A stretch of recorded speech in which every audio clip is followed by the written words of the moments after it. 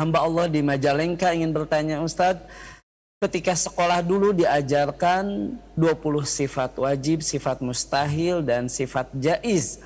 Yang ana tanyakan Ustadz, apakah hal tersebut sesuai dengan akidah Ahlus Sunnah wal Jamaah? Mohon penjelasannya Ustadz. Saya ingin bertanya. Baik, barakallahu fiik. Penanya dari Majalengka. Sejak sekolah kita diajari sifat wajib bagi Allah. Ada berapa? 13 atau 20. Ada juga sifat mustahil. Ada juga sifat jaiz. Lalu diterangkan sifat yang wajib bagi Allah 20. Itu pemahaman Asy'ariyah yang ditetapkan oleh Asy'ari, Abul Hasan Ali al-Asy'ari rahimahullahu ta'ala. Dan pemahaman Asy'ari adalah pemahaman beliau setelah keluar dari pemahaman Mu'tazilah sebelum merujuk kepada aqidah as-salafus saleh. Abul Hasan al-Asy'ari dulunya seorang Mu'tazili, murid dari ayah tirinya Ali al-Jubai, seorang tokoh Mu'tazilah. Orangnya cerdas, pintar. Sampai beliau orang yang paling berilmu menguasai akidah Mu'tazilah. Tapi dari segi fiqih beliau menganut madhab Syafi'i. Imam Syafi'i rahimahullah akidahnya akidah salafus saleh, akidah Ahlus Sunnah wal Jamaah. Mulailah ada benturan. Akhirnya setelah dipikir, dibulak-balik, dibeweng, diutahkan, beliau meyakini akidah Mu'tazilah ini keliru. Salah satu kekeliruannya adalah Allah nggak punya sifat kecuali satu, yaitu as-sa. Itu kata Mu'tazilah. Mu'tazilah termasuk nufatus sifat, menolak sifat-sifat Allah. Allah nggak punya sifat kecuali satu, as-sa. Itu saja. Selain itu enggak.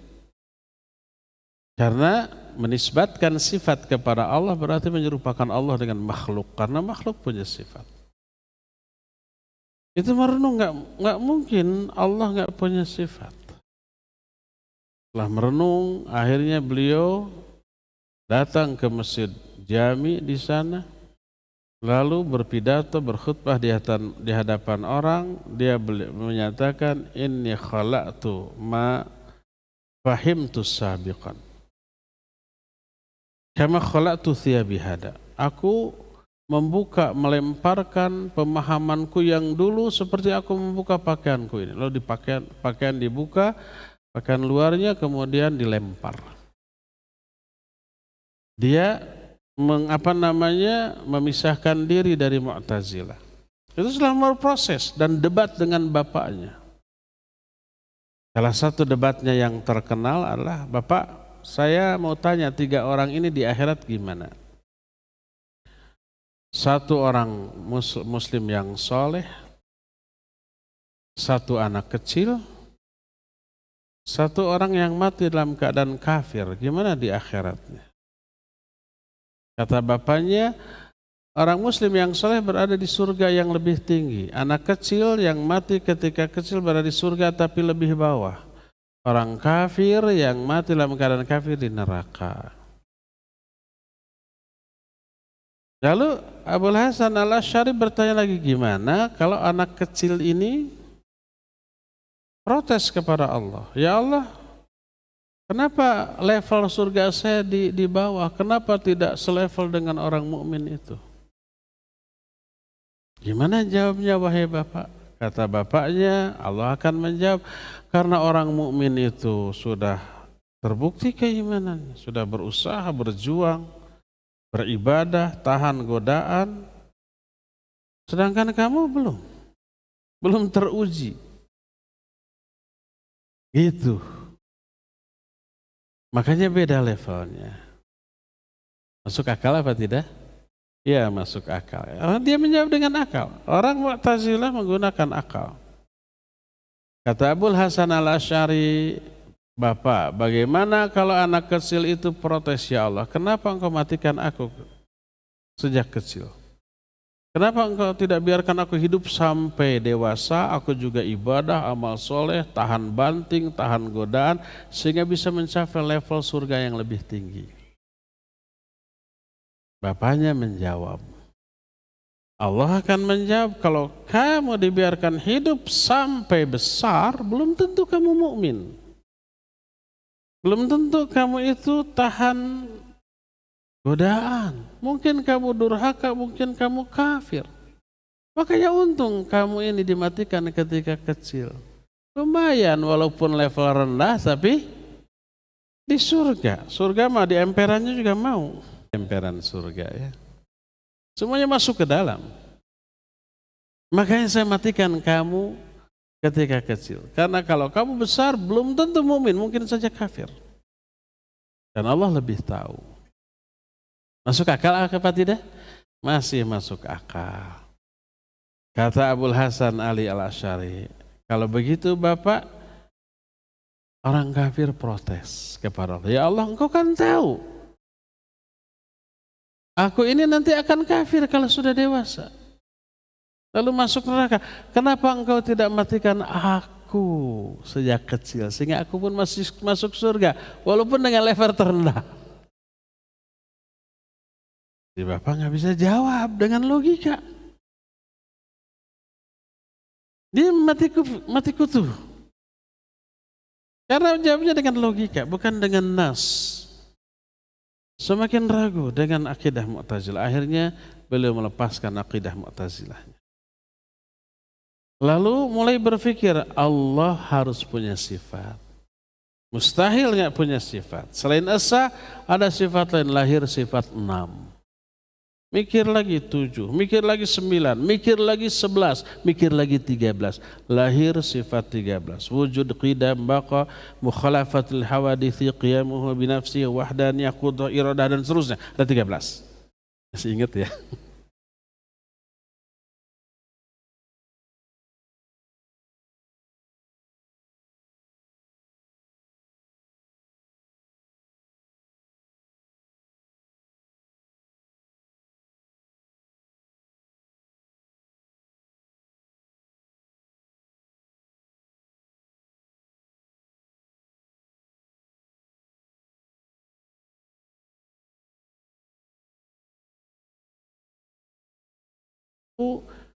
Sampailah kepada akidah salaf, akidah ahlus sunnah wal jamaah, dan beliau menelaah kitab-kitab Imam Ahmad. Akhirnya rujuk kepada keyakinan Imam Ahmad. Lahirlah sebuah kitab yang menunjukkan rujuknya Imam Abul Hasan al-Asy'ari kepada akidah salaf, kepada akidah ahlus sunnah wal jamaah. Kitab ini ada beredar di Indonesia. Tapi wallahu alam apa pernah diterjemahkan atau tidak ya.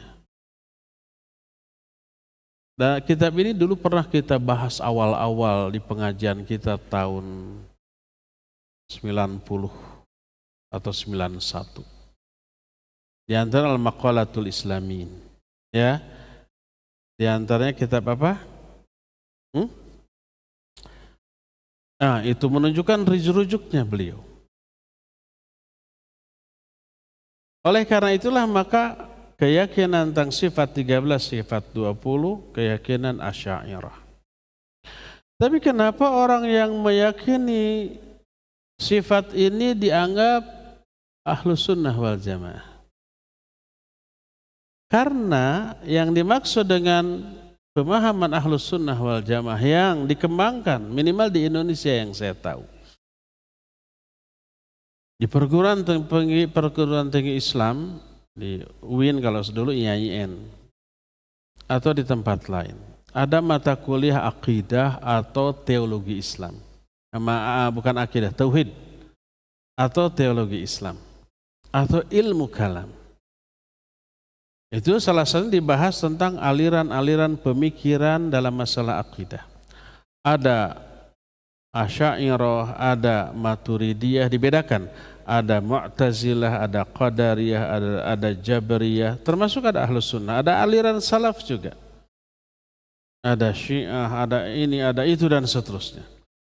Di sana diterangkan bahwa yang dimaksud dengan kelompok Ahlus Sunnah adalah orang-orang yang akidahnya Asy'ariyah atau Maturidiyah, fiqihnya salah satu di antara 4 imam, Abu Hanifah, Imam Malik, Imam Syafi'i, Imam Ahmad, dan tasawufnya menganut faham Al-Junaidi atau Al-Ghazali. Siapa yang berpemahaman hal itu, itulah Ahlus Sunnah. Jadi pemahaman Ahlus Sunnah menurut mereka begitu. Ahlus Sunnah adalah orang yang akidahnya Asy'ari dan Maturidi. Tasawufnya adalah Junaidi atau Al-Ghazali, dan madhabnya salah satu di antara 4 madhab, terutama Syafi'iyah, itulah Ahlus Sunnah. Kita tanya sekarang, kalau umpamanya orang-orang yang menjadi rujukan Imam Syafi'i atau imam madhab yang 4, kemudian Abu Musa Al-Asy'ari atau Al-Maturidi, terus Al-Ghazali, Al-Junaidi, itu kan tidak hidup sezaman, berbeda zaman. Di zaman Imam Syafi'i yang madhabnya Syafi'i atau salah satu di antara 4 madhab tadi, nggak ada Ahlus Sunnah wal Jamaah dong, karena nggak ada Asy'ari saat itu, belum ada Al-Junaidi atau Al-Ghazali saat itu. Terus siapa Ahlus Sunnah? Ya. Terus akidah Imam Syafi'i dengan akidah Asy'ari berbeda juga. Jadi akan sulit diidentifikasi karena orang-orang tadi hidup di zaman yang berbeda dengan pemahaman yang berbeda. Terus sebelum ada semua orang tadi, apakah nggak ada Ahlus Sunnah? Padahal lafaz Ahlus Sunnah adalah lafaz yang ditekankan dalam hadis. Ahlus Sunnah adalah orang-orang yang berpegang kepada Quran dan Sunnah menurut pemahaman generasi salafus saleh. Itu yang dimaksud dengan Ahlus Sunnah yang sebenarnya. Itu pertama. Kedua, tadi kita sudah jelaskan setiap nama Allah mengandung sifat. Sifat nama Allah minimal ada 99 minimal tuh. Ini berarti minimal ada 99 sifat Allah. Ini hanya 20, dikemanakan sisanya? Apakah Ar-Rahman, Ar-Rahim, Al-Malikul Quddusus, Salamul Mu'minul Muhaiminul Azizul Jabbar Mutakabbir, sifat Allah bukan? Iya. Ada enggak dalam sifat 13 dan 20? Tidak ada. Dikemanakan ya tete? Dari sini saja sudah ditimbang tuh, banyak nama dan sifat Allah yang terhapus kalau hanya 13 dan 20. Allah Rahman Rahim tidak. Dijawab, iya kan ada dalam Quran. Kenapa kok nggak ada dalam sifat 13 dan 20? Kalau dijawab, bukan, enggak. Rahman Rahim bukan sifat Allah. Gini nggak ayatnya Al-Quran, Bismillahirrahmanirrahim. Ya. Dan banyak ayat-ayat lain yang mengandung Ar-Rahman Ar-Rahim. Coba tanya kepada mereka seperti itu ya. Jadi demikian penjelasan tentang akidah Ahlus Sunnah dalam masalah asma dan sifat. Yang benar kembalikan pemahaman akidah kepada akidah generasi awal, generasi salafus saleh, dengan merujuk kepada penjelasan para ulama, dengan lebih mengutamakan mereka daripada mengutamakan orang-orang yang datang kemudian. Apalagi Abul Hasan Ali Al-Asy'ari tadi sudah rujuk dari pemahaman Asy'ariyahnya, tapi rujuknya ini jarang diketahui orang. Kitabnya ada, tapi jarang dibahas, jarang diterjemahkan. Saya belum pernah mendengar ada ustadz yang membahas kitab karangan Abul Hasan Ali Al-Asy'ari, baik Maqalatul Islamin ataupun yang lainnya yang menunjukkan rujuknya beliau, ya. Kecuali dulu saya pernah membahas itu di Panorama. Mungkin antum belum ikut ngaji saat itu. Dulu masih terekam dalam bentuk kaset Dulu terekam, sekarang kan kasetnya sudah tidak ada, rusak, walaupun ada tipnya juga sudah nggak ada gitu ya. Maka perlu ini diungkit kembali pembahasan kitab tersebut. Wallahu a'lam bishawab.